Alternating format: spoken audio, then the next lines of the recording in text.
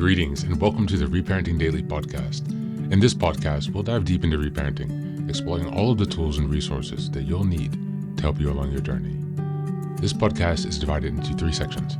The first is a daily reading. The second is a discussion of the reading followed by suggested journal prompts. And the last section is a peaceful meditation for closing.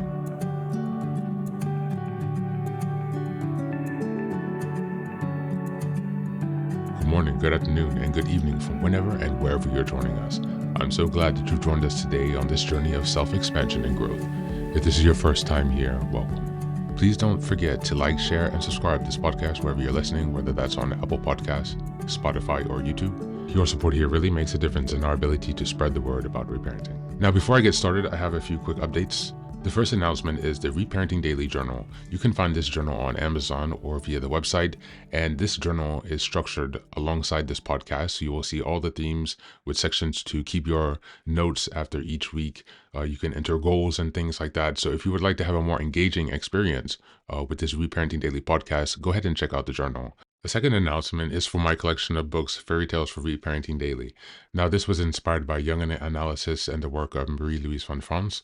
Reparenting is about connecting with your inner child, and writing fairy tales has been a way for me to pull back those old memories and connect with the fun and joy of writing.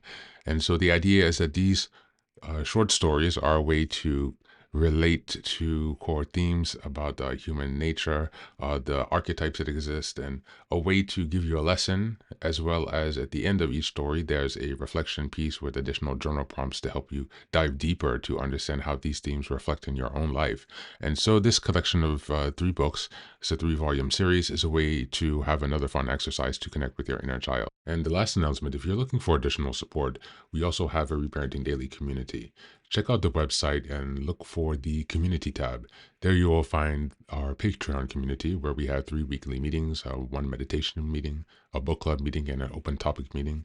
We also have a community WhatsApp group, as well as you'll have access to additional content and resources. So go ahead and check that out if you're looking for additional support. Without further ado, let's get into today's practice. Today, we're going to be listening to a lecture by Alan Watts. It's titled The Truth About Insecurity. It's posted by great people on YouTube. The link is in the show notes. We'll just listen to a portion of this lecture. Just as a reminder, this is March, and the theme for the month is Building Self-Trust and Self-Confidence. We're in week 1, March 1st to the 7th, and the theme is Understanding the Foundation of Self-Trust. I selected this lecture because it reminds us, in essence, of the principle of connection and unity, how we are at the core all connected, and loss of trust can often be linked to forgetting this fact of losing touch with our connectedness. It's the source of fear and insecurity. And so as we look at the theme this week of understanding the foundation of self-trust, I thought this lecture would be a good way to give us some new insight on how to view self-acceptance and self-trust. Now here's Alan Watts. I was discussing the plausibility of 2 essential features of the philosophy of illusion. The question that we have to decide whether to take life seriously or not, that is to say, whether the plot is comic or tragic. And if it's tragic, you see, must we say that it's ultimately tragic? And the question of who are you?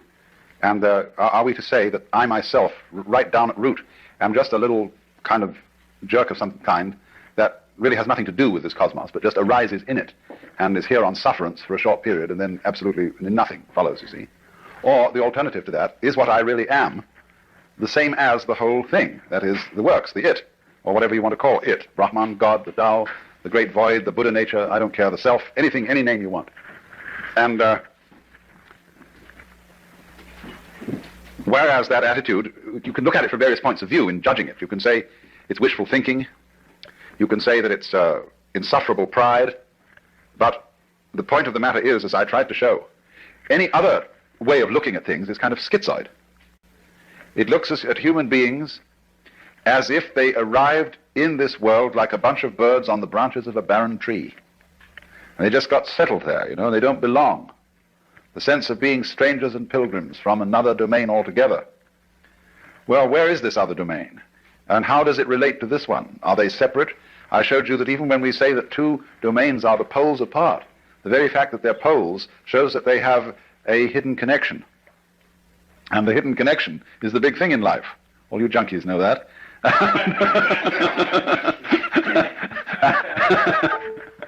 And so, in other words, we get a pattern of organization that is radial rather than an assemblage, as if the universe were really a multiverse. A lot of things that got collected together out of the infinite wastes of space and sort of began to maunder around each other. Whereas the other pattern, which is so much more sensible, is central and radial. And I showed you how the crystals and the stars and the octopuses and even the human beings are all radial structures. Of course, we don't see our radial relationship to the totality of the universe because it isn't obvious. It's obvious that a tree is an arm of the earth reaching up and waving at the sky, and a mountain is another kind of radiation from the earth, and so is a leg from a body, and hair, and things like that. But what makes human beings, as the highest of the mammals, so conscious of being independent is that they are topologically an enclosed surface, you see, which wanders around independently of the ground.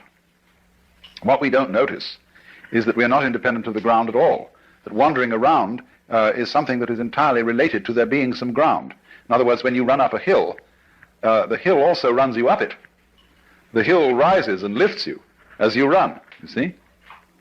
And if you understand that, you don't take a hostile attitude to mountains and hills. You're grateful to them for lifting you up so high in the air, because that's presumably why you went up, that the thing was high. It was lifted up. You wanted to be lifted up. It lifted you up. You had to cooperate, of course. I always like the illustration that I've used before, perhaps you haven't heard it, of the thistledown. The thistledown, too, comes moving through the sky.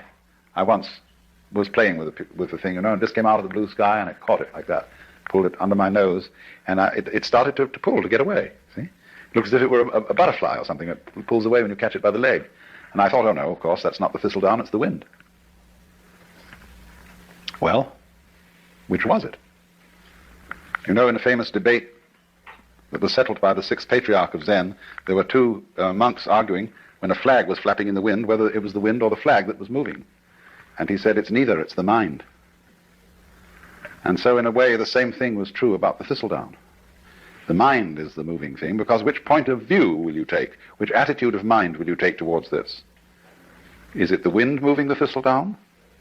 Or is it the thistledown that is moving itself with the wind? After all, when you see a sailing boat, and there's a man in the sailing boat, who is moving the boat? Is it the wind moving the boat, or is it the man moving the boat because he was smart enough to put up a sail? Much smarter way of getting around than rowing. You don't have to work. It's intelligence, you see, the mind that moves the boat.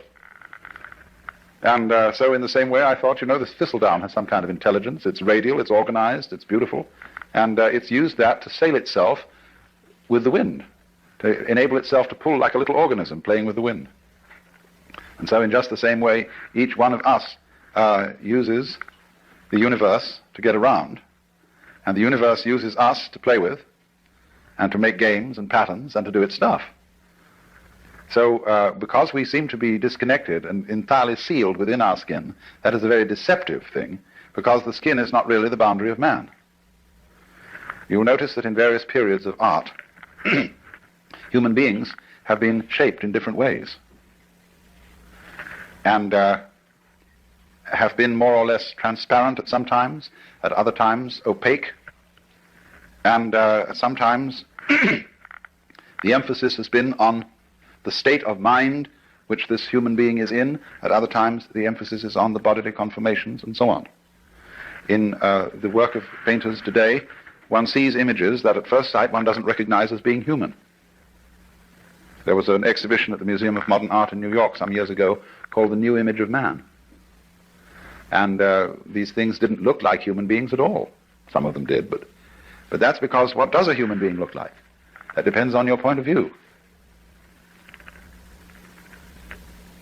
You see, if you are prejudiced that a human being is only what is inside his skin, then you think that when anybody paints the human being beyond those boundaries, that he's lost the image of man. He hasn't necessarily lost it at all.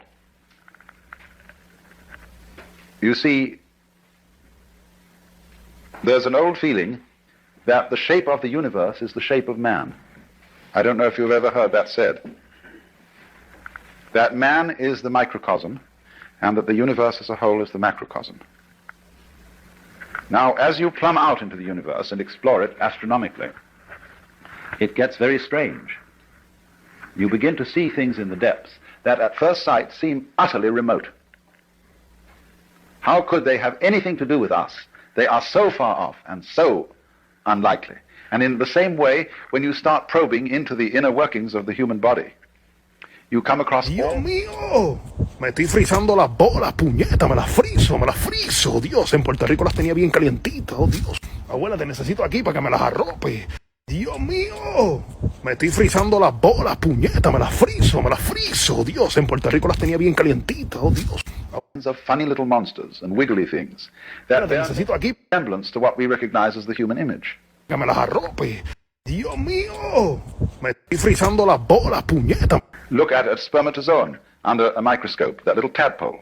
And how can... Vale, chavales. Dios mío,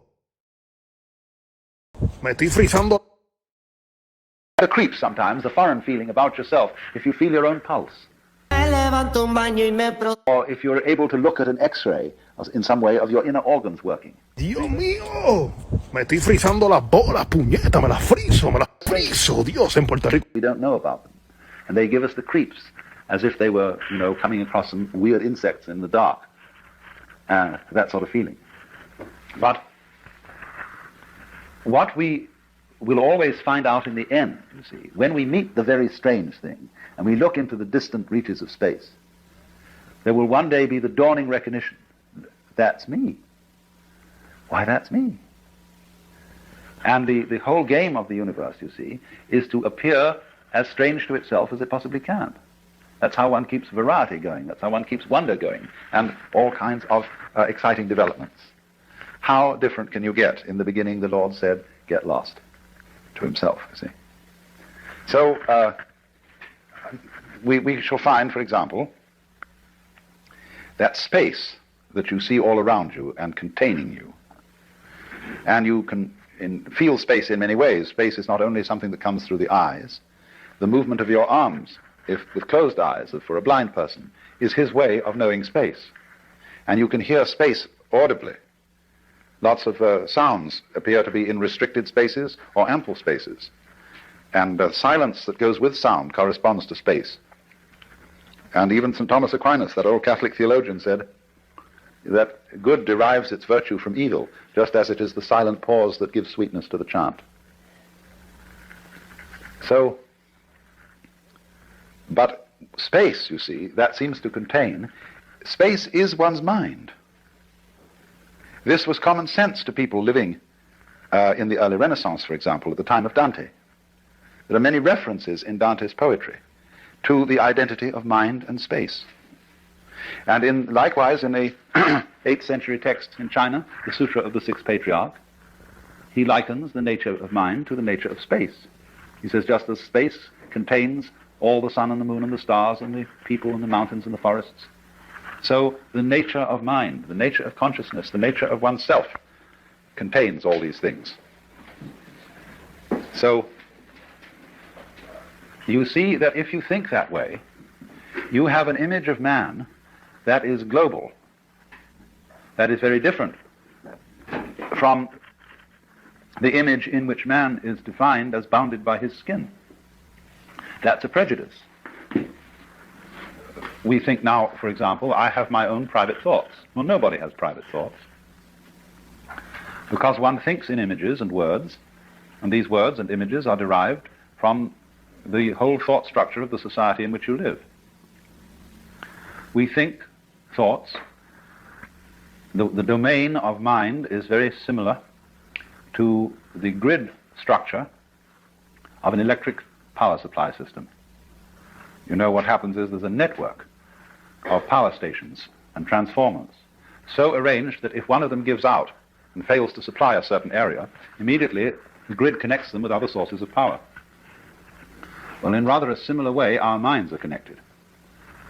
Let's take one very obvious example of it. What Northrop Frye calls the order of words. The order of words is all existing literature, both rhetoric, what is spoken, of course, and what is written down. Now, it's his theory that as a scholar of literature, the history of literature, he can take any piece of writing of a reasonable length and tell you when it was written. Because everything that is written and said is inescapably related to the whole order of words. And it's amazing what little things you might not notice would give you away. Because he can say, well, obviously he has read this, thinking, say, of a particular novelist or poet. So it must come after the date when that novel was published. But he couldn't possibly use an expression like that to say, for example, that it was a capital day. He would never use that expression living, say, in contemporary 20th century America. That's a Victorianism, or it's an Edwardian way of talking. And so by all sorts of little clues like that, the scholar can pin down a piece of writing to when it was written, you see? That is because every individual piece of writing is a function of all writing that's being done. Well, now that's a very specific and almost crude illustration of something that's going on in a far more complicated way than that. It isn't only all writing, all thinking is being done in relation to the total order of thought. And in a still more subtle way, all living is being done in relation to the total order of life, to what de Chardin calls the biosphere, and it goes way beyond that, because of the vast interplay of what we now call gravitational and electrical fields, which embrace everything that there is. That is why the ancients, when a person was born, cast his horoscope.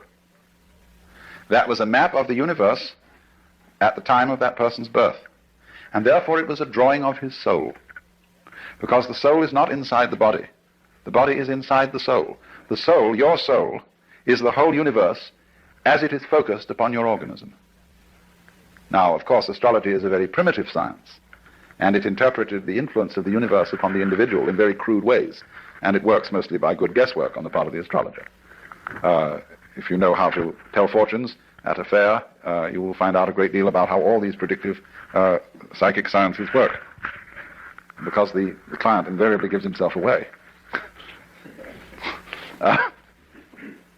Either by his anxiety to be told the truth or by his anxiety to conceal it.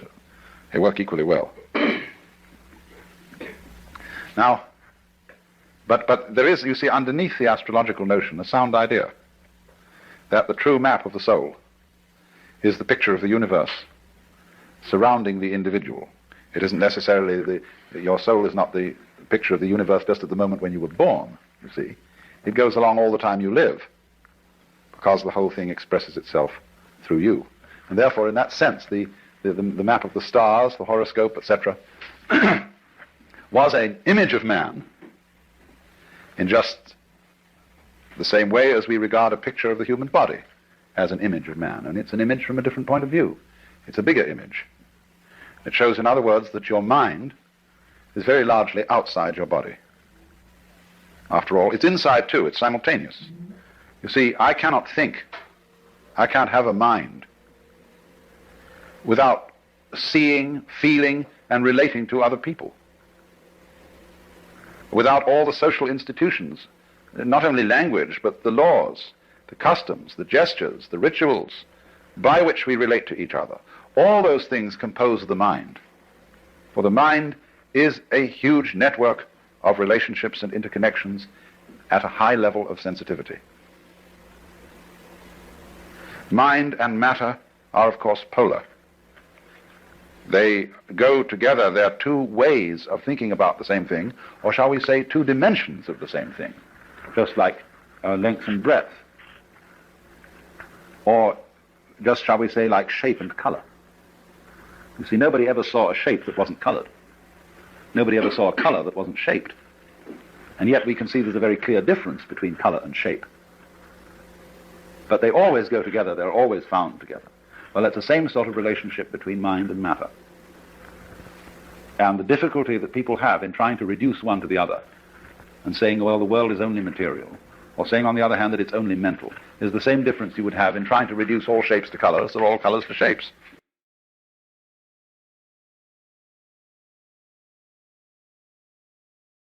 So perfectly, and yet stay so marvelously different. That's why the Buddhists say, difference is identity. Identity is difference. It sounds goofy, but it makes a great deal of sense, because what it's saying is a relational thing. That you don't know what identity is unless you know what difference is, and you don't know what difference is unless you know what identity is.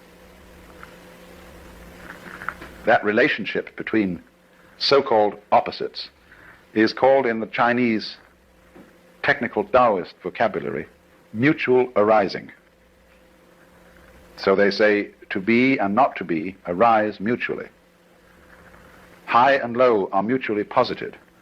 Long and short are mutually delineated, and so on. Now, what we see then is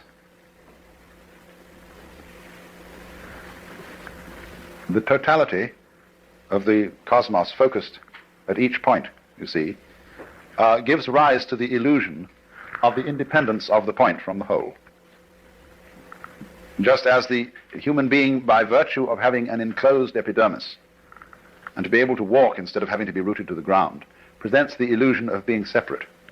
And so that's why I asked Vada to do these demonstrations last night, because he showed visually the interdependence of the figure and the background, and how the two play together, how you can switch from paying attention to one to paying attention to the other, and in each case it's significant.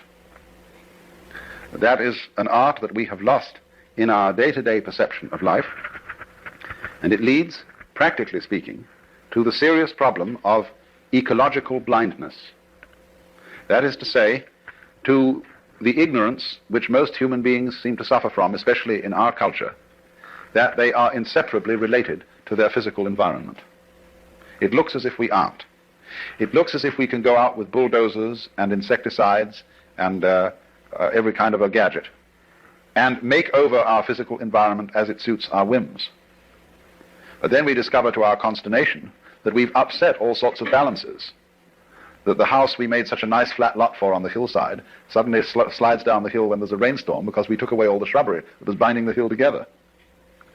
And, you know, this happens in Hollywood every day. And, and nobody ever seems to learn. And that's, you see, there's this immense importance of overcoming the illusion of separateness. But people are afraid of that because they think it's communistic. They think that the grand style, the great thing about Western civilization, is its stress on individual personality and its value. And that we have created the ideal of personal integrity. That is to say that the most important thing in the world is the individual.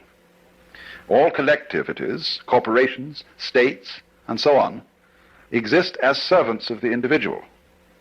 And if they get in his way and they interfere with his private enterprise, whatever that may be, it's a bad thing. Man, the individual, is the crown of creation from this point of view. And therefore, when anybody suggests that individual man is not what you thought was an individual, but is in some way united with, grounded in the totality, then if you're this kind of rugged individualist, you mix up your vocabulary and you call the totality the collective. Now, the collective and the totality are two completely different things. The idea of collectivism is based on individualism. It's the idea that the society of mankind and the physical environment beyond it is a collection with nothing of the kind. That's the idea of cosmic flotsam and jetsam that all floated together into a collection. And that's the obverse of individualism. You know, American individualism is the same philosophy as Marxist collectivism, seen from the other side, because they're both based on the same erroneous sensation of individuality. Now, what people don't understand is that a complex and interesting personality is not a matter of being isolated. It's a matter of being deeply connected with and aware of one's relationship to the whole surrounding cosmos. Let's suppose that I'm preparing to make a date with some lady, and she's such an individualist that her thoughts are only occupied with herself. She never thinks about anything that isn't herself. Well, she's an awful bore. She has nothing to say. She's not interested in any books, in any landscapes, in any works of art, in any literature, in any other people. She's a total bore. But the more, on the other hand, she would be interested in all those things that are supposed to be not herself, the more of a colorful personality she becomes. So the rule is to get away, you see, from these ideas of the individual as finding his individuality and uniqueness through independence, but rather finding his individuality and uniqueness through being related. Because, you see, that's what makes us look at the word relation from another point of view when we talk about our friends and relations. Supposing I come across some individual who I can't make out what kind of a thing he is. I can't make out where he came from.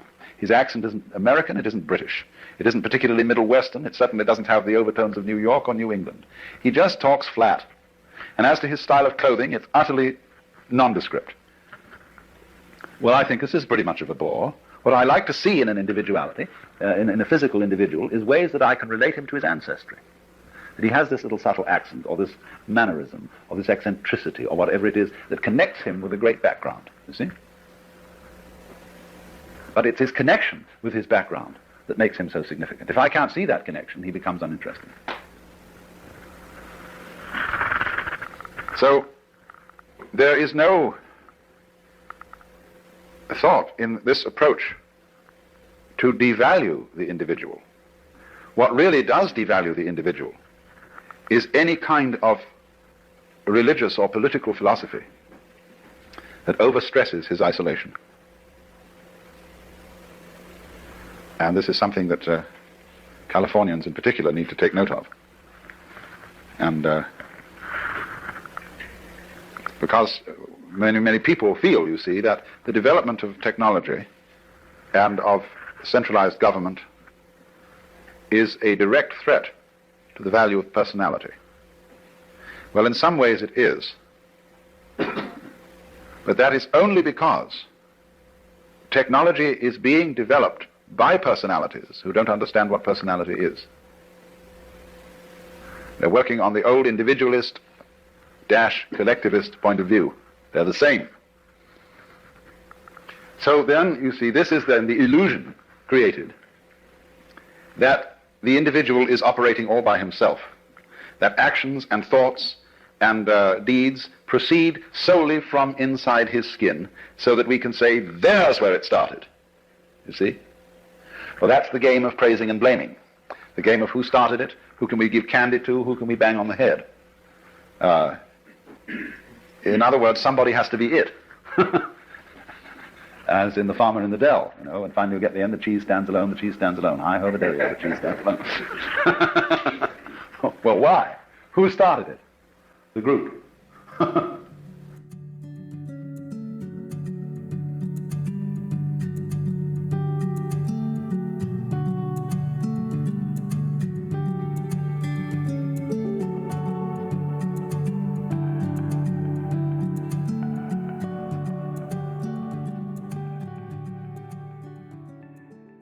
Welcome back. Now today I would encourage you to reflect on the week's theme, which is understanding the foundations of self-trust. And reflect on that in light of this lecture by Alan Watts. Reflect and journal, perhaps even, on how this sense of unity can help you in your journey to establish or strengthen your sense of self-trust. Take some time to reflect on this, and if it's an idea that you've never come across or that you've never explored, perhaps take a bit extra time then to consider this concept and how it might truly help you shift your perspective when approaching building self-trust and self-confidence. That's it for today. As always, thanks for being here. Take care of yourself and do be well.